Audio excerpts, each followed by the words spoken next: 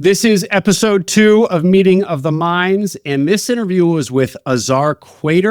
It was I found a really dense, really fun and dynamic interview.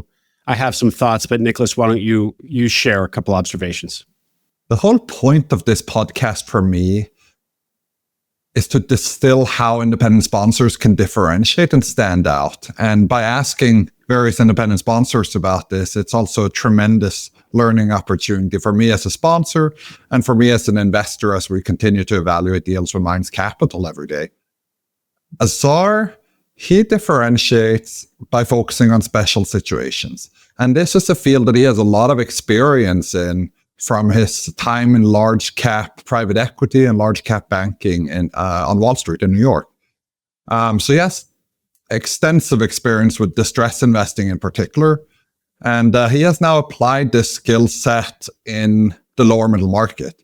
And I think that is the differentiation for Azhar that has enabled him to generate alpha returns in his case. He also happens to be a very entrepreneurial, full of initiative type of guy. And as far as distress investing, it sounds complicated. It is complicated. And Azhar, because of his expertise, makes it sound quite easy. But what stood out to me more than anything is it's actually fairly formulaic. There is a process you have to follow with courts. You have to have a business plan more or less in order before you enter to write out the whole thesis. And you don't have a lot of time. So it's not a 10-year journey. It's a short-term project, and you more or less have to execute on whatever the prescription is and then follow the steps with courts and creditors and investors accordingly. And he walks us through that beautifully step by step. So it's really insightful and educational. To hit to your point about him making it seem simple, I too think that's one of the reasons I like listening to him so much. The way he lays out what they did with hair cuttery made it seem practically easy. But it's really just in his power of storytelling, I think. Max, what do you think? Yeah, I mean, I agree. He makes it sound easy. He's a very strategic, specialized, independent sponsor. And I've listened to this podcast 3 times now. It's chock full of information and learnings. And like you said, he makes it sound easy. And I'm now extremely interested in distressed investing, although, I don't have that background. And he obviously he knows the rules of the road. He's been there before. It's not a easy process. It's complicated, but he's got the background. The other deal that he talks about, the pet deal, is not really a distressed deal so much as the first deal that he's going to speak about with the hair cuttery. Yeah. And it's more aligned with what independent sponsors, regularly invest in from what we hear. He's talking about roll-ups and sort of, when does the space become crowded? And you guys alluded to innings in baseball, and for the international listeners, there's 9 innings in baseball. But I like what he said. He said if you can count on one hand the number of PE-backed portfolios in the space, you're probably in the 4th or 5th inning. Mm-hmm. And if you're counting on sort of 2 hands or more, you're probably in the 7th or 8th inning. And I thought that was really interesting. That's always a question that we sort of ask ourselves when we look at these roll-up deals. Where do they stand in sort of the life cycle? So, he talked about distress. He talked about operations. He talked about, cost cutting and setting up, efficient processes. But he also talked about raising capital and how that needs to align with, their strategy and so many other things. So just a great podcast. I did love that, the rule of thumb. If you can count on one hand or count on 2 hands, what a great rule of thumb and memorable. Another memorable kind of takeaway I had is just the image, to your point, Nicholas, of him being very entrepreneurial. When he starts, it's just him, his laptop, and his dog. You could just imagine a guy in a WeWork, and this is how this, really successful career just starts from quite modest beginnings, and it's a reminder of how entrepreneurial independent sponsorship often is. I do think Azhar is at the far end of that spectrum. One example of that I think, is this hair Cuttery deal, which is what we start the episode with.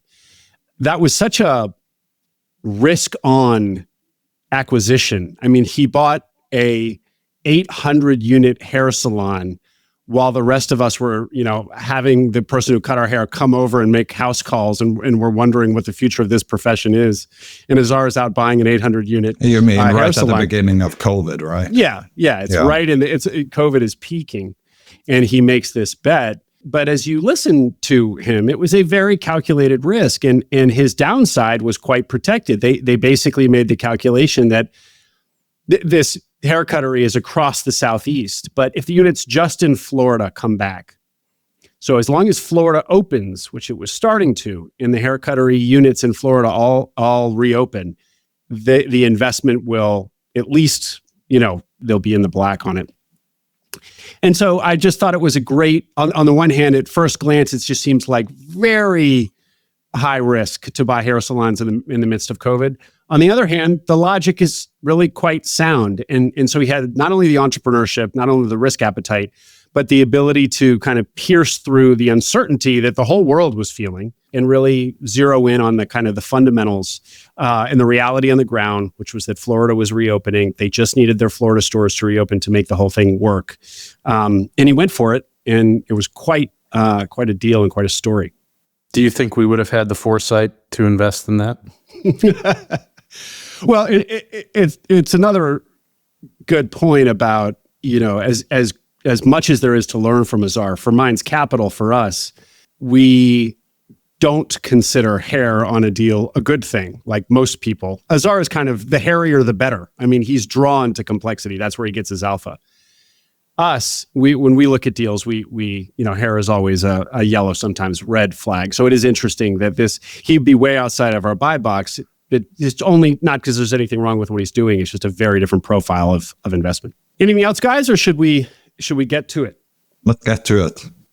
Great. Episode 2, Meeting of the Minds with Azhar Quater of Queens Court Capital.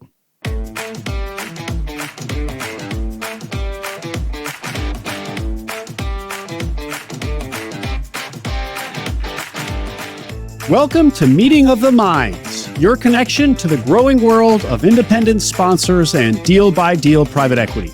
We are your hosts, Will Smith and Nicholas James.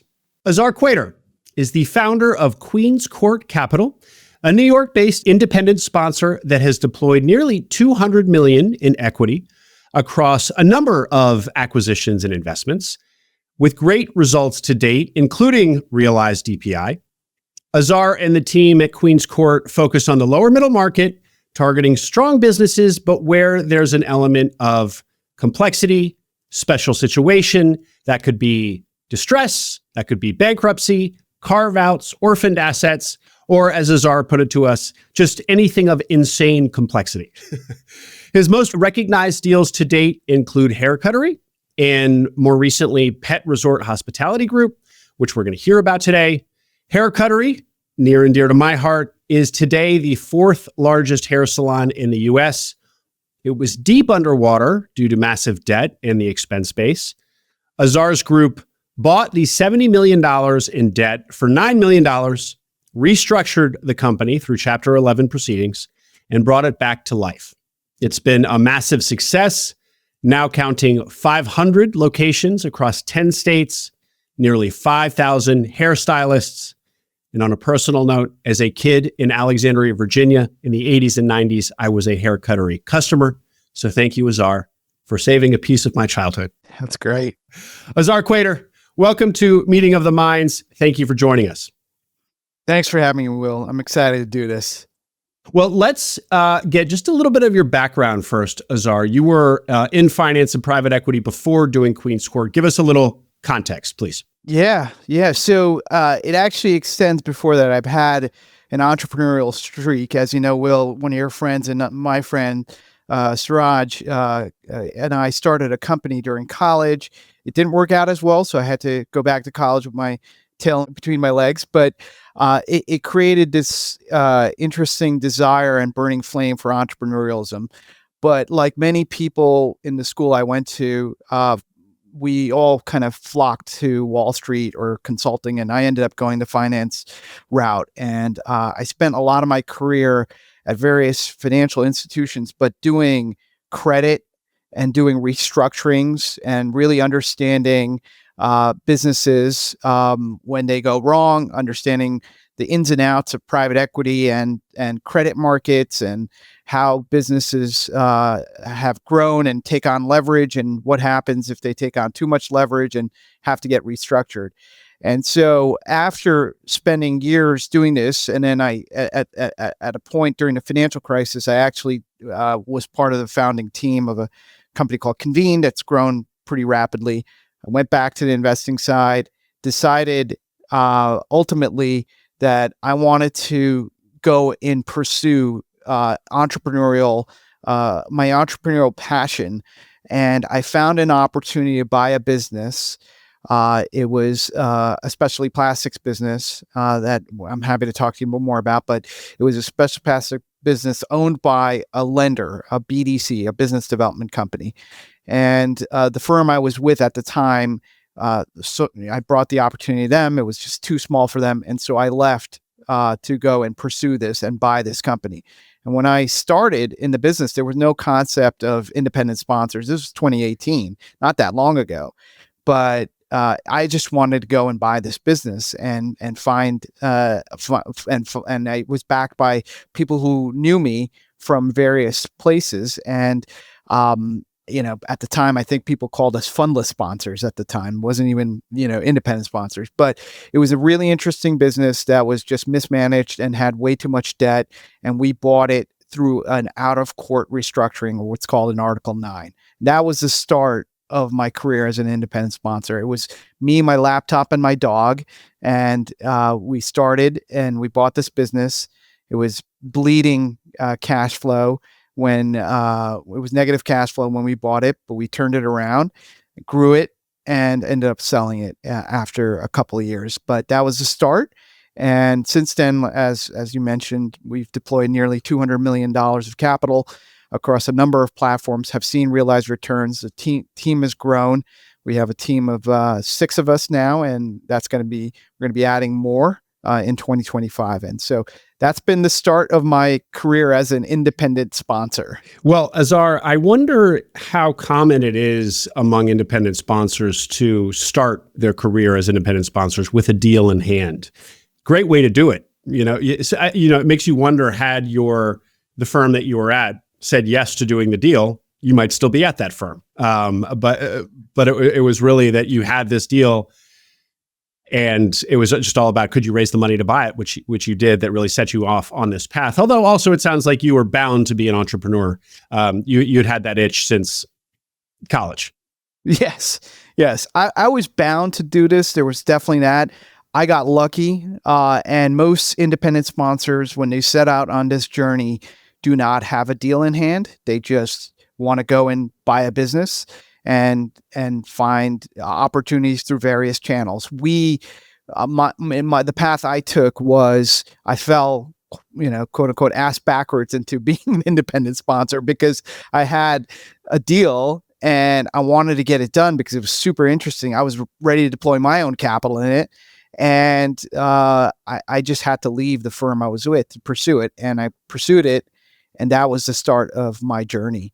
And I did it in some of the more difficult areas of finance, which is kind of special situations. Well, and I don't want to beat this to death, and I want to hear about your definition of special situations. But just given that so many sponsors do come from private equity, I just do wonder if there's something generalizable about your track there. Obviously, it was very particular, but obviously anybody at a fund is seeing deals that the fund chooses not to do, and many of them.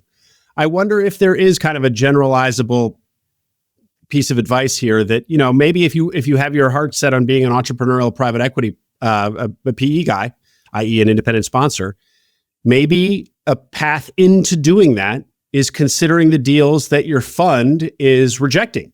If there's one that you really like, maybe that's how you step into this world. Am I overstating it? That is certainly a case, and I've seen folks that have done that. But if you're at the firms, like a larger middle market firm or larger, organization like a Blackstone or KKR or some of that, it's probably rare that you're seeing opportunities in the lower middle market, and opportunities that are smallish.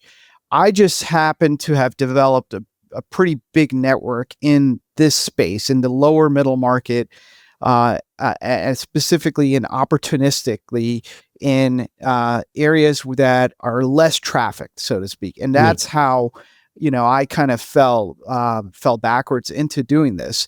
Part of it was just seeing what's in the art of possible. Part of it was really just luck and time and opportunity combining together to create a wonderful, desire to ultimately become an entrepreneur. What does it look like legally when you pursue a deal that your employer rejected?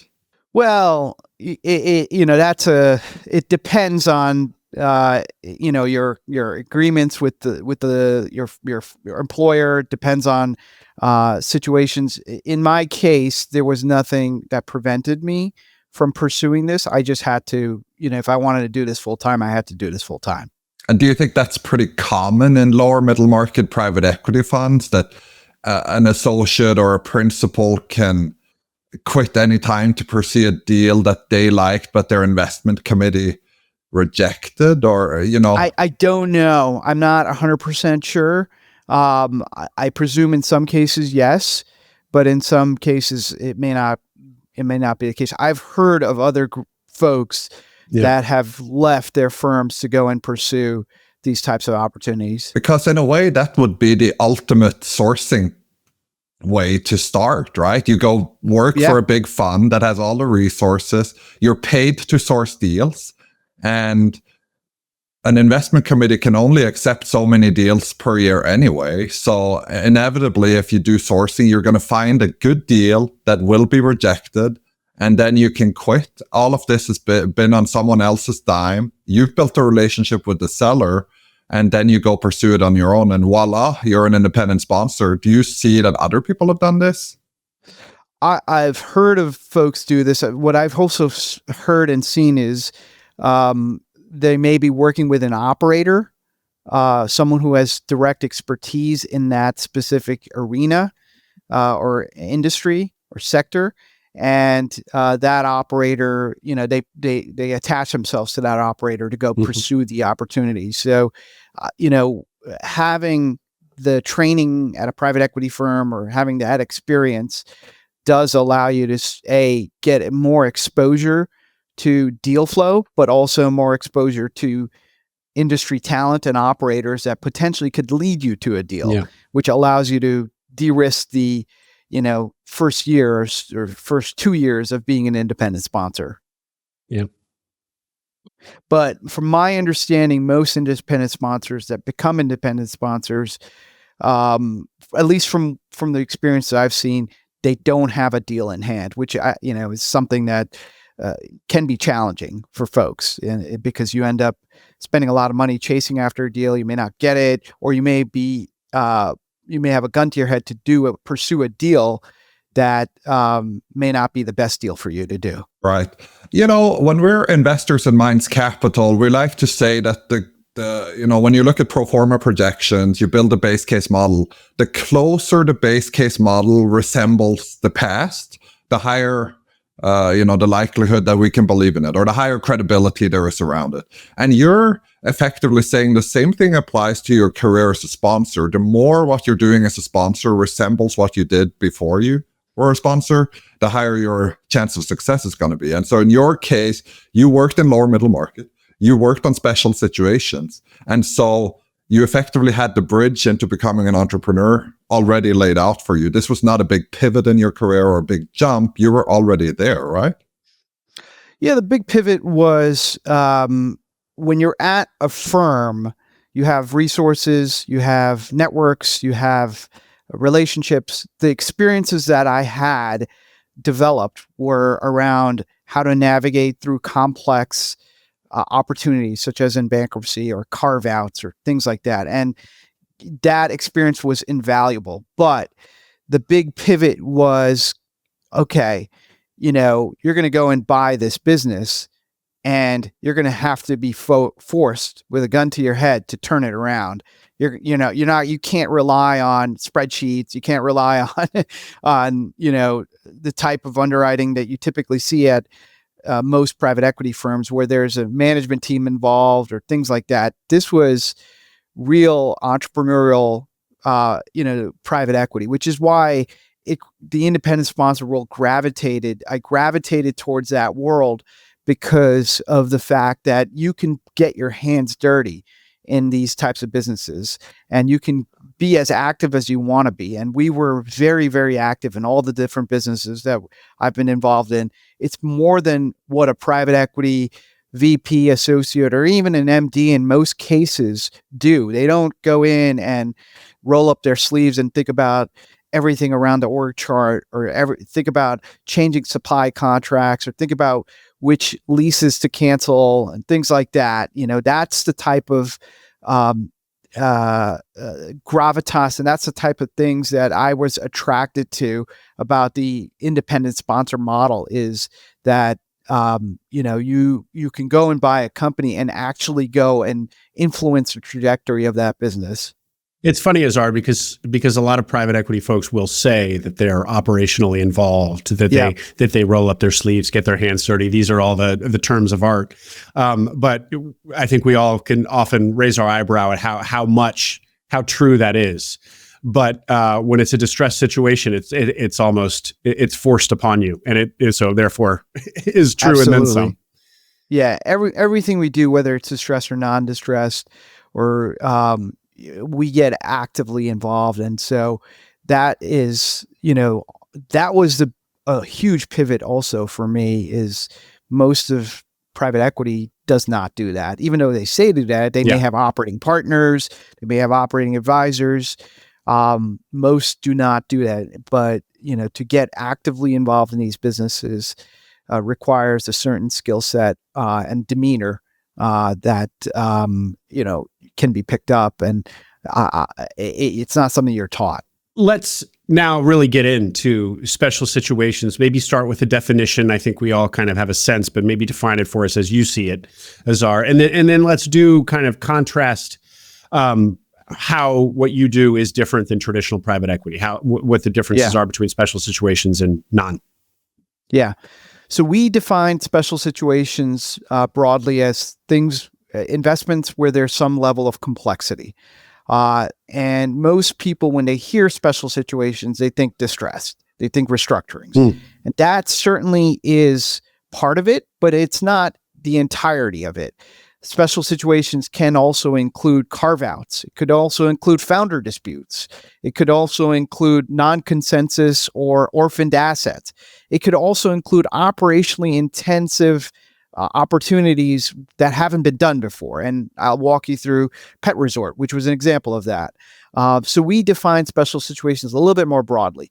What we're looking for when we think of a special situation is a non-economic rationale for a transaction. Why are we seeing this deal? What's so special about this deal? And usually those non-economic rationales for a transaction fall into a couple of buckets. We like to say the 4 Ds: death, distress, drama, or divorce. Usually one of those buckets creates an opportunity for you to acquire a business at a value price, because it doesn't have to go through an auction per se. It doesn't get bid up by private equity. That's an area that we gravitate towards, because we do believe fundamentally that in private equity, like in real estate, you make your money on the buy. And if you can buy right, and if you can buy a good business at a good price, then you'll make money. And so where we're looking for are non-consensus or non-economic rationales, or things that are just too difficult, or in inning 1 or 2 of consolidation and private equity hasn't fully exploited it, because that's where you can get value. And that's what we broadly define as special situations. So we broadly define the area where we're fishing as areas where private equity is not as active in, and that includes distress. Distress has been a difficult place for private equity to act in, because it's very difficult. Its turnarounds are difficult. Distress is difficult. Bankruptcies, whether it's in court or out of court, are very difficult. And so that leaves a wide open swath of opportunity. And if you think about in the middle market and lower middle market, there's nobody that really does that. Everybody that used to do this have moved up market, whether it's the Oak Trees or the Silver Points of the world, or even newer firms. They're doing bigger and bigger deals. So we traffic in the lower middle market, focused on areas where private equity is not as active. Yeah. Well, Azhar, it does feel like there's two good reasons that you do this. As you keep saying, you get to basically get value on the buy, just because it's so much less competitive. But you also happily have the experience to be comfortable. This is your briar patch. So we just have to be clear that maybe not everybody listening, yes, if they don't have the distressed experience, this isn't necessarily the best place for just anybody to go fishing. You happily have this very skill set that you can apply. Yeah, it is a very nuanced skill set on how to buy a business out of a restructuring, whether it's an in-court restructuring, what's called a Chapter 11, or an out-of-court restructuring, such as an Article 9. It's very nuanced. You have to understand how the legal nuances of buying these businesses. You have to understand terms like stalking horse, 363. You have to understand the legal as well as the operational, how to do that. And lucky for me, I started my career on Wall Street, where I learned how to do that, how restructurings work, how Chapter 11 works, things like that. And so this was a situation where my experience compounded on these opportunities that I saw, and 1 + 1 ended up equaling 10 in that situation. So if we look at here, Cuttery, you had told us that they had a lot of expenses, some lavish expenses on there as well, as you often see with family-owned businesses. They had $70 million of debt, and you guys acquired that bank loan for $9 million. What are the steps? How did you even hear about this? And what are the steps to buying it? And then once you have assumed that loan, what happens then? Can you walk us through that? Yeah. So Hair Cuttery was a remarkable transaction from a number of aspects, but it shows where preparedness and luck and all sorts of things can come together and create a favorable outcome. Everything we do, we have operating partners or operating executives where we team up and go into these businesses. We had an operating executive that had a significant amount of experience in the beauty and hair care space. And so prior to COVID, we were looking at the beauty and hair care space from becoming either a franchisee of an existing platform or looking at opportunities in the space for smaller chains to buy or anything in the beauty or hair care space we were looking at. And then when COVID hit, I turned to my operating partner and I said, hey, there's going to be a lot of restructurings going on here. There's going to be a lot of bankruptcies and opportunities to acquire great businesses through restructurings, through various means that basically we can be entering the space in an advantageous manner. And so we heard Hair Cuttery was in trouble in April of 2020. This was the height of COVID. And what had happened was this was a family-owned business for nearly 50 years. The family had taken on some debt prior to COVID, and they had defaulted under debt, meaning they couldn't make their interest payments, they couldn't make their obligations, and they were about to liquidate. They had breached their payroll and were about to liquidate. And this was prior to PPP being enacted or, things like that. And so we heard they were in trouble. And through a relationship we got in front of the regional bank that owned the debt, that was the lender. And the regional bank was, at the time, everybody had their head in the sand, didn't know what was going on. We had convinced this regional bank that we can save this company, because otherwise 5,000, 6,000 American jobs would have vanished overnight. And that actually influenced the decision of the lender to sell to us. And so we bought 70 million of face value of senior secured debt. We bought it for $9 million. So cents on the dollar. So how do you negotiate that? The debt is 70 million. Like, how do you land at 9 versus 19 or 59? We started lower, and we started lower, and their team wanted more. And we ended up, it was a bilateral negotiation. It wasn't like this loan was for sale. This company was about to become a zero. And you said you said they'd stopped paying payroll as well. They stopped paying payroll. Okay. This was about to liquidate. Really critical, yeah. Yeah, this was a critical situation, and the lender just wanted out, and we saw it as an opportunity to buy the debt. And by buying the debt, you step in the shoes of the lender, and you can do what a lender does when you're when there's a default. You can foreclose on the asset and accelerate. And so by stepping in the shoes of the lender, we did exactly that. We put the company in a Chapter 11, and what that allows you to do is, because you're the impaired class, we had 70 million of face value of debt. You can do what's called credit bid for the assets in a Chapter 11. That's one of the nuances of a Chapter 11 is if you own the debt, you are in a position to potentially buy the business through the debt in what's called a credit bid or a stalking horse bid. That's exactly what we did. But in layman's terms, we were effectively the lender that foreclosed on the asset. Yeah. That's basically what we did. So how quickly does that happen? Are we talking days or hours or months? So the day we bought the debt, literally within 24 hours, we put the company into a Chapter 11 bankruptcy proceeding. And we had to fund the bankruptcy. So we had to put in an additional $6 million to fund the bankruptcy. But this is interesting. Of the $6 million, we set aside about half of that, so $3 million, to go to pay those hairstylists that were working in March. And frankly, they didn't get paid, and they were going to get their payroll. They were about to breach payroll. And so $3 million went to pay for these hairstylists, because that was the moat in the business. And this was the right thing for us to do. We needed to keep the people and everything in place. And we knew that if we didn't do that, then this thing was going to be potentially going to be a problem. But that was the right thing to do. And so half of supporting the bankruptcy was just to pay the hairstylists back for services and work they did, even when we weren't even an owner. So we put in additional money to support the bankruptcy, to pay back the hairstylists also.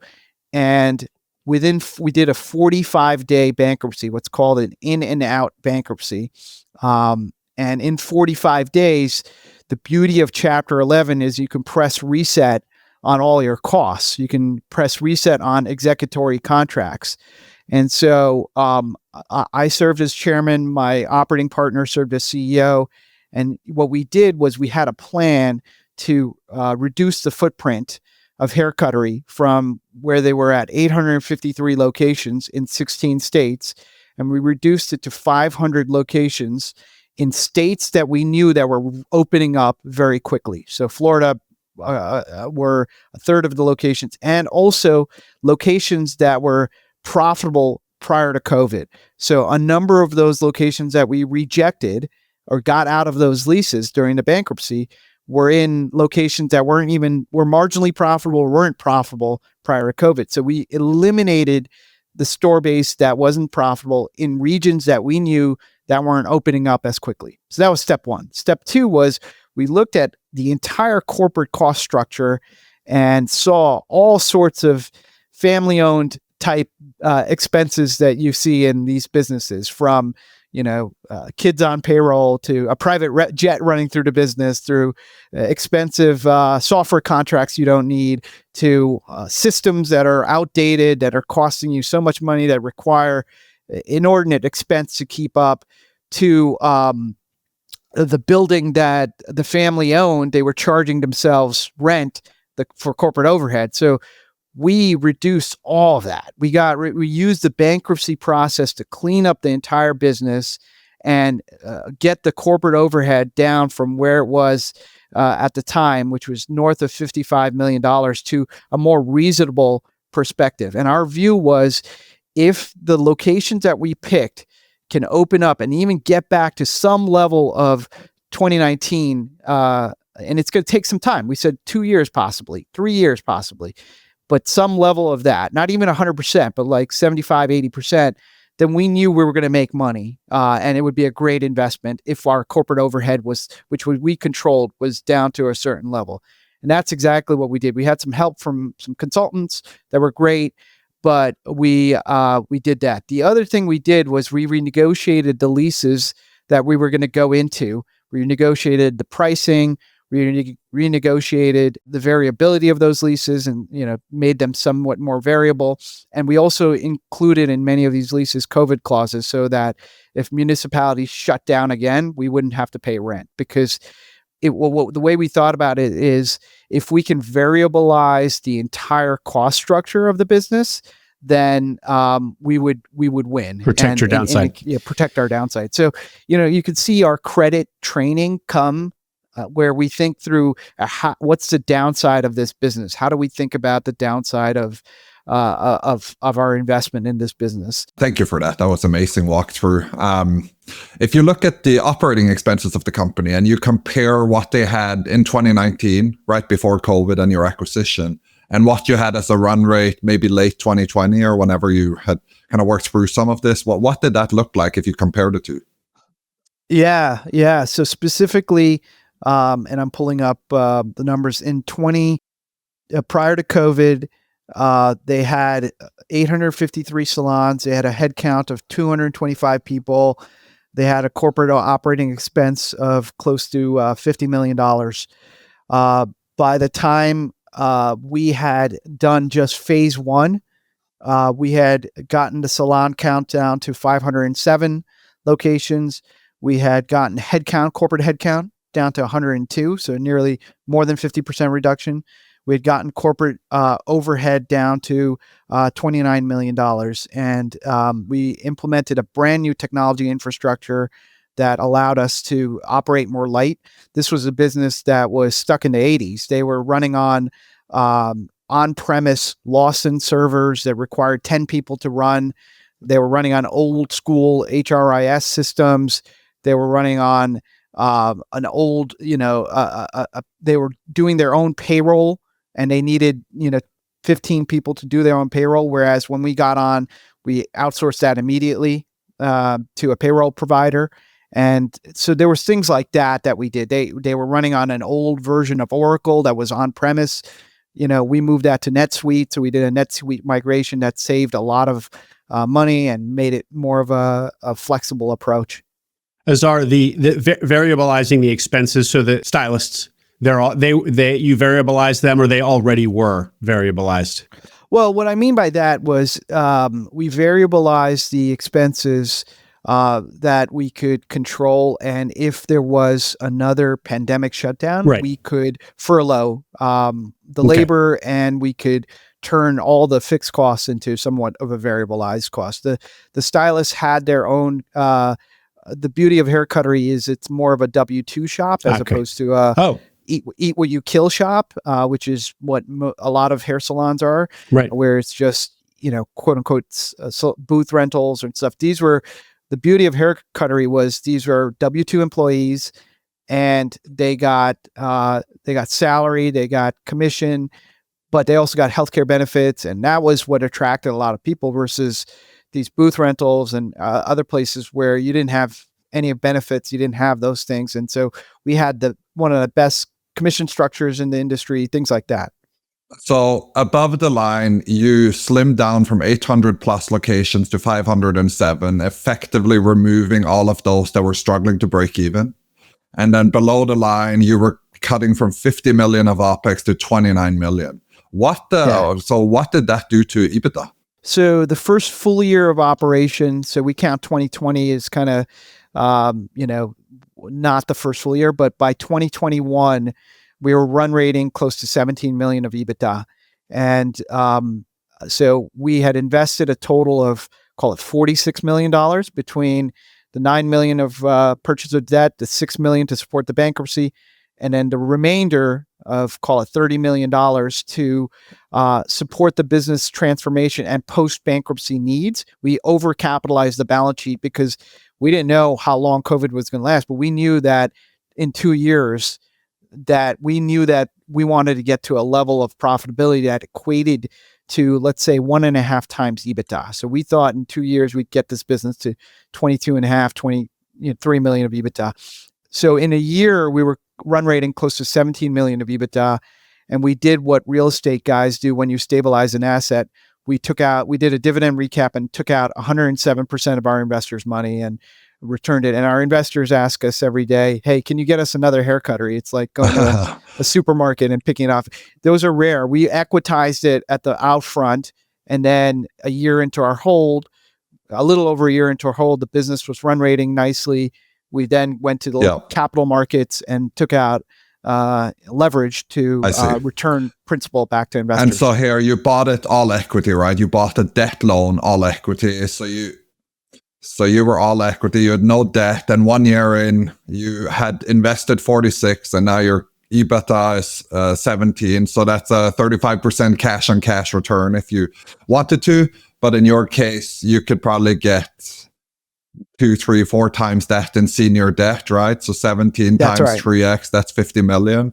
And that's so exactly bam, right. now you've paid back all the investors. Yes, you have 3x of debt on the business, but everything above that is gravy, and it's capitalized like a normal private equity shop at this point. That's right. Yeah. That's right. That's right. One more question before we move on. If you go back to the very inception here, you said you got it to Chapter 11 within 24 hours. So legally, what does that mean? When do you go from being the lender who's foreclosing to the owner? Like, how quickly does that go and process in the court system? So, the company filed Chapter 11. We were still the lender, and we were the debtor. There was a debtor, so the company was the debtor. We were still the lender. But what we did then is you have 45. We did a 45-day bankruptcy, and we used our position in the debt to buy the assets of the company. So after 45 days, you emerge as the owner. Right. And what happens is, as the lender, you can use the full face of the debt to what's called credit bid for all the assets in the company. It becomes a public auction then, and someone would have had to pay us north of $70 million to buy the assets that we wanted. And at that time, nobody was going to pay north of $70 million for. But when do you have authority to go and start cutting locations and fixing the operating expenses? Where in that 45-day cycle do you go from being a lender who can foreclose on them? That's what you have authority to do, to being now I'm the operator and in charge. Yeah. So that's a great point. Now, during the 45 days, we did identify, along with the company, even though we're technically not owners of the company just yet, the leases that we wanted to keep and the leases that we didn't want to keep, because we were intending to be the buyer and use our debt to buy the assets. So during the bankruptcy, the beauty of bankruptcy is you can reject executory contracts. So you can basically then say to the company, we want these assets, we want these contracts, we don't want this. And the company goes and does that. So you're working hand by hand with the ultimate end company and everything. And so when you said you funded payroll, $3 million right away, that you did that not as the operator, but as the lender. Yeah, you're funding what's called a debtor in possession loan. I see. Okay. And that goes into the company. But look, there's a blend, there's a transition from being there to then ultimately being an owner after the bankruptcy process is over and we win the quote unquote the auction to buy the assets with the debt. Azhar, this is an amazing story. And a lot of it, boils down to your expertise in taking it through bankruptcy, then becoming owner, and going through really kind of a conventional restructuring. It would seem. But how much of the success here was that this was kind of a blood in the streets bet? You bought a hair salon when the world shut down. So was that kind of at the core of everything, that you were willing to make that bet and able to convince investors to go along with you, or not really necessarily? This story would have had a great outcome, COVID or not. I think there was a huge element of that, the blood in the street bet, that you wouldn't see this this was a situationally distressed scenario, where COVID accelerated the distress and the opportunity to acquire this asset. And so that was what was truly unique about the whole setup and situation. And we were able to take advantage of that. But when we thought about it, Florida was already reopening, even right around the time we bought the debt. And so our view was just the Florida assets alone, if they reopened, we wouldn't lose money. That was it. As long as we had control of the corporate overhead. If just the Florida assets reopened, we thought, we'd be at least break even on our in terms of value on the business. You had mentioned to us, Azhar, that when you evaluate new opportunities, you have a 5-point plan. Could you walk us through that? Yeah, it's a 5-point checklist of what we're looking for in any investment, and it kind of guides us to finding where we think there's value. One is, why are we seeing this deal? What are the non-economic reasons for us to see this deal, right? If someone shows us a deal, and those were the four, you talked about the 4 Ds earlier in the conversation, right? It could be a non-economic rationale for a transaction, a death, a distress, a drama, or divorce. We've bought businesses, healthy businesses, where there was drama between 2 founders, and we backed one founder to buy the other founder. Totally healthy, normal way transaction, but most private equity won't do that because of potential litigation or litigation risk involved there. But we've seen those opportunities to be interesting. But that's our first question we're asking. The second question we ask is this fundamentally a good business that has a reason to exist, that AI or Amazon they're not going to replace? So, hair salons, for example, or pet boarding and daycare, for example, it's not going to be replaced by AI or Amazon in 10 years, 20 years, 100 years, maybe in 1,000 years. I don't know. 3 is, do we have a value creation plan even before we make an investment? What's the 30, 60, 90 days? What are we going to do with this investment to increase the value? And we do that even before we make the investment. Do we have that in mind, in place? If we can't figure that out, we're not going to do an investment. 4 is, do we have a management solution? A lot of the situations we get involved in, we have to parachute in or bring in management to the party to be able to help with operations, help with whether it's a turnaround or help with growing the asset, or just a lot of different things there. And so in some cases where there's no need for a management solution, even having advisors that can know an industry that can help the management team is valuable. So that's 4. And then 5 is, can we underwrite this investment to a 3 to 4x MOIC over a 4-year period? That's where we target, not always hit our targets. Some cases we'll overshoot that. Some cases we'll come close to that, but we're trying to underwrite to a 3 to 4x MOIC over a 4-year period, which is, considered top percentile. Agreed. And why 3 to 4 times, and why 4 years? Normally private equity talk about 5 years, and they give themselves usually 6 to 7 in reality. But why do you talk about 4 years in your situation? Yeah, look, we act with a lot of efficiency. We act with a lot of urgency. And so deliberately, I say that 4 years because everybody says 5 years. So if we can accomplish with something in 4 years that everyone takes 5 years, then as far as the return hurdles, if you're doing 3x type returns, you're considered in the top percentile of private equity investors, and that's our goal. We are going after complex, hairy deals that are not run-of-the-way auction processes largely because we think you're going to be able to get outsized returns for doing that and get compensated in the right way for doing that. Azhar, in your 5 points here, there's no mention of industry or thesis. And I know you do think in terms of industries. You already mentioned that you were looking at beauty, which is how you came across hair cuttery.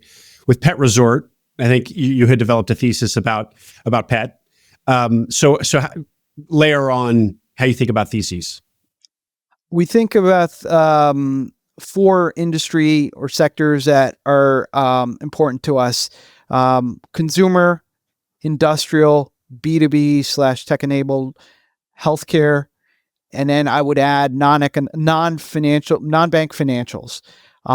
The reason we look at those sectors, for the most part, are because we have operators that we can parachute into a business, or we know we have enough scar tissue to understand what not to do in those types of industries, and we have operators that we can parachute in if we need to in those businesses to help diligence or help with the value creation plan. So interesting. The industries, your industry focuses are driven by the operators you already know through your network.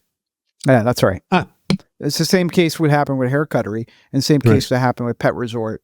We had an operator that brought us the deal or brought us the thesis. Azhar, in your 5-point plan, number 3 was value creation. You need to see a pathway to adding value. How, in a distress situation in particular, the urgency is extremely high. You need to act. A normal deal in the independent sponsor world can take at least 3 months, but often 6 months to close. That is, you're almost talking 3 to 6 weeks or even days in the distress world. So how can you develop a value creation plan so quickly, get comfortable with it, and persuade investors to be comfortable with it as well? Well, what we saw with hair cuttery, which was a unique situation, was a business that had way too many locations that were marginally profitable that it could immediately be shut down, and then corporate overhead that we had identified that didn't need to be there. And so the components of the value creation plan were already in place and that we saw in front of us. If we just did those 2 things, we had a profitable investment. Where we layered on from that was everything. There's 6 things we look at on value creation. One is organizational redesign. So some of that is the corporate overhead, the organization. Can we redesign the organization in a way that's much more efficient? Do you need 15 people running payroll every cycle? Like stuff like that. 2 is culture transformation. So bringing a sense of urgency, bringing a sense of KPIs. There was no KPIs, metrics, dashboards that hair cuttery ran under the prior regime. And we brought that mentality down even to the salon levels. And we had salon managers who didn't have a college education. They went to cosmetology school, and they were able to read a store level P&L because their income was dependent on the store's profitability. And so they were able to read that, and we were able to implement that. And that was very important for developing a culture of accountability. 3 is, like I said, KPIs, scorecards, dashboards, things like that are everything in our businesses that we are involved in. We create some sort of level of scorecard where everybody can see where are we all rowing to, what, down to the level of, a junior employee, where are we rowing to, where do we want to get to? And then 4 is M&A, acquisitions, growth, things like that. That's a key component of value creation. 5 is sales and marketing strategy. What's the current sales and marketing strategy? What's the outreach strategy? In the hair cuttery case, they were using radio ads. And we're like, you don't use Facebook, Instagram, forget about TikTok. They didn't even use Facebook and Instagram. This is 2020. So, and then the 6th thing is digital transformation. So if a hair cuttery needed a full scale digital transformation from the point of sale system to the back office to the front facing website, everything needed to be redone and everything. And so that's what we've done in many of these cases. Azhar, do you have go-to vendors for some of this stuff? Like your We MSP do. for IT and your digital marketing agency for online, for digital ads, et cetera? Yeah, we do. We have a bench of vendors that are best in class, that we've used, for a variety of different, and consultants and people that we use for a variety of different purposes. For HR, for example, I have this consultant that can analyze, a consulting group that can analyze a full HR stack and tell us, hey, use Rippling or come off of ADP or use this. And so we leverage that a lot in developing a value creation plan. And Nicholas, it's important when something you said is important. In the cases where there's a restructuring, a distress, you have to move quickly. In cases where you have time, like Pet Resort, we actually spent 6 months developing the value creation plan even before we made the first acquisition. I'm just watching our time here, Azhar. So we can't spend a lot of time on Pet Resort, but given that it's what you're working on now, can you give us kind of the bullet points on what Pet Resort is, what it looks like? And then also, I just want to make sure we have a little bit of time for raising money. So Pet Resort Hospitality Group is a holding company. I'm the co-founder. We had experience in the pet space. I had an operator that had significant connectivity in the pet space. And we were looking at, because we had experience in the pet space on the veterinary side, after we exited that space profitably, we kept thinking, is there anything else we can do in the pet space? Because the pet space is a great space to be in. 1 in 5 American households have a pet. 23 million pets were adopted during COVID. People spend as much money on their pets as they do on their kids, if not more in some cases. And so we thought this is a great place to invest. And my operating partner and I, we looked at the pet boarding, daycare, grooming, training space, meaning the pet services space that are not veterinary. And we noticed a couple things. One, there's not a lot of private equity activity in that space. And we kept asking ourselves why.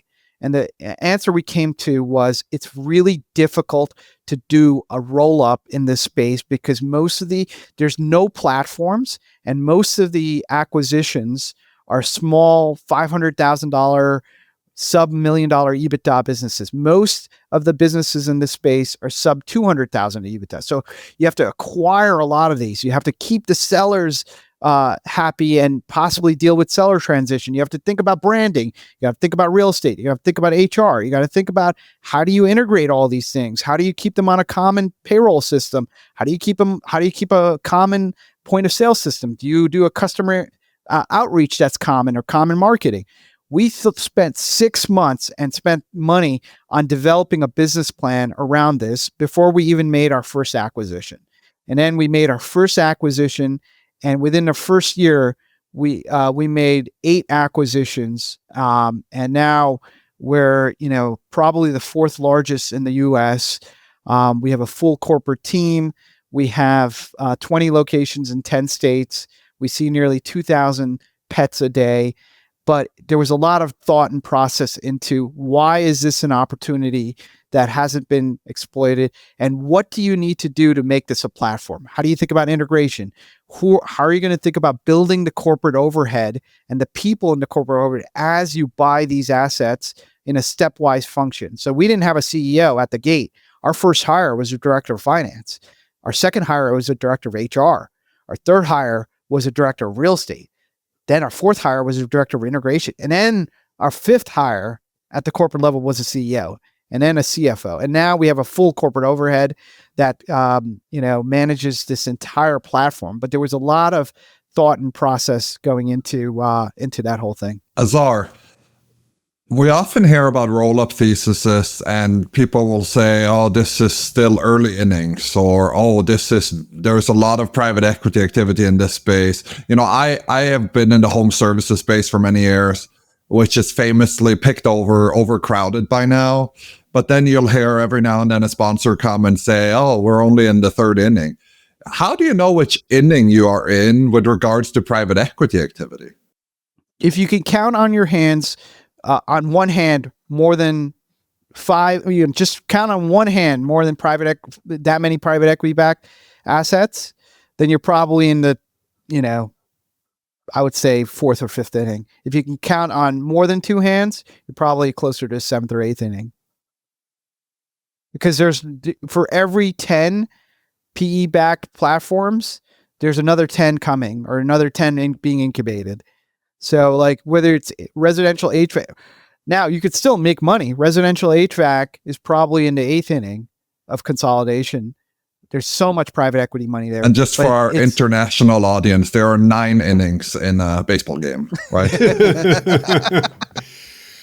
Azhar, and so with Pet Resort, was it a departure from your special situations positioning, or was the special situation that you were going to have to buy very small in a very fragmented, basically create the platform that didn't exist? Is that what makes this special? Or am I shoehorning this into your special situation? No, remember, framing? Our first principle is we look for complexity, and we define complexity in a number of ways. Special situations is our banner.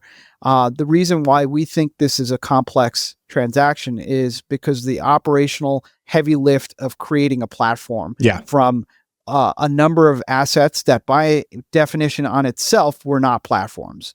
And so we had to buy a number of them, buy them, squish them together, integrate them, create some cohesiveness, and also bring on sellers from various disparate platforms, roll them in, and create something out of that wasn't there in existence. So when we look for is complexity. That's primarily what we look for. Special situations is what we're known for, and special situations, in our view, can include complex or too hard or too difficult deals to do. And is part of your thesis here, other than, of course, the industry overall, growth overall, that if you can create effectively the loan platform that's of size enough for a larger private equity player, that you can command that much higher of a multiple, that you'll see an even higher premium on the exit? Yeah, you create a scarcity value, you create platform value. So for all those reasons, we thought, hey, if we can buy assets at attractive valuations at singles and pick off a lot of them, singles and doubles, then when we scale to becoming a much larger platform, then we will eventually, if we wanted to sell it, could be acquired at a very attractive. We'll have platform and scarcity value. This Pet Resort feels a little bit more accessible, maybe very hard work, but more accessible to people who don't necessarily have the specialization that you do in distressed and Chapter 11 and so on. It feels like, so maybe more people listening could go this path if they have the stomach for it, because they don't necessarily need the esoteric knowledge that you had about navigating Chapter 11 or whatever the other phrases you used were. Fair? Right. That's a fair assessment. But it's still just equally as operationally difficult. Yeah. Moving on to the next topic here. Azhar, you've done 9 platforms, and you've raised money from high net worth individuals, from family offices, and also from private equity funds. How would you distinguish the 3 sources of capital? Yeah, so I probably would bucket high net worth and family offices in one bucket, and then private equity funds in a second bucket, because they're very different for a variety of reasons. And I've worked with both, and both have pros and cons, and both are also dependent on the deal you're doing, I think. So if I were to distinguish them, I would first start with imperative to deploy capital. Private equity funds, and I never thought in a million years would I team up with another private equity fund. And the group I'm working with, Trivest, I have nothing but great things to say about them. They're a fantastic private equity fund. They've been a great partner for us in Pet Resort, and they do have an independent sponsor program. And what I found is that private equity has now gone in and created these independent sponsor programs and partnerships. And the number one thing to ask yourself is, is this group have an institutional imperative to deploy capital? Why is that important? Because in Pet Resort, I had made money for investors. I had investors that I went to. And in the summer of 2022, when the NASDAQ was down, 50%, a lot of people were hemming and hawing about deploying capital.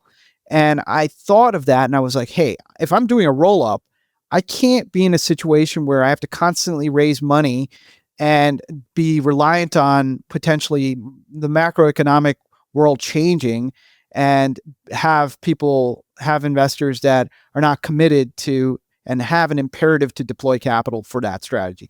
So in that scenario, a private equity fund made a lot of sense because they had the money, they were ready to go, they liked the thesis, and they could, in that case, in this scenario with Trivest, they could deploy all equity for the transactions I wanted to do until we got to scale and then bring in financing later.